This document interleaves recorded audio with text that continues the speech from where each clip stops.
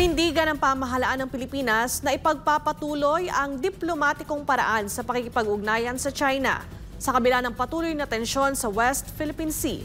Si Jane Codnita magbabalita.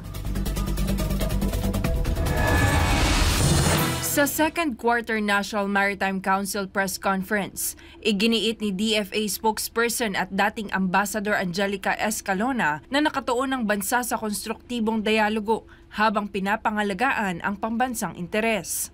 Ayon kay Escalona, 35 diplomatic protests na ang inihain laban sa China ngayong taon dahil sa umunoy panghaharas sa loob ng EEZ o Exclusive Economic Zone, bukod pa sa mga insidente sa Baho de Masinloc.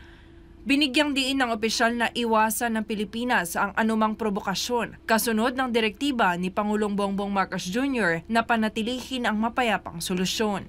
Again, ang instructions sa atin is that we continue diplomacy and dialogue and we keep lines of communication open with China. Linsunod na nga yan sa instructions ng Pangulo to manage the issue in a peaceful manner. Ayon naman kay National Maritime Council o NMC spokesperson Undersecretary Alexander Lopez, hindi kabilang sa opsyon ng pamahalaan ang pagpapadala ng barkong pandigma sa Baho de Masinloc dahil maaari itong magdulot ng maling interpretasyon at posibleng humantong sa armadong sagupaan. Napakaliwanag ng direktibo nating Pangulo.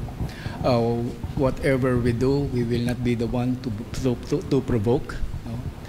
And hindi lang naman ito nangyari first time. It also happened sometime last year that a PLA Navy warship was deployed at nag-react din tayo doon. No? Pero ang reaction natin dito hindi tayo magpapadala ng Navy natin para tapatan ang isang Navy. Samantala, iginiit naman ni National Security Council spokesperson Cornelio Valencia Jr. na ang patuloy na paggamit ng Pilipinas ng mga sibilyang sasakyang pandagat ay malinaw na pahayag ng posisyon ng bansa sa usapin.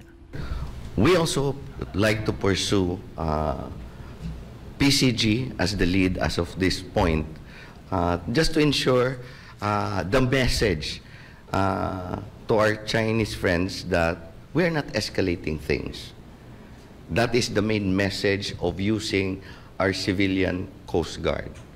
So, I believe they read it.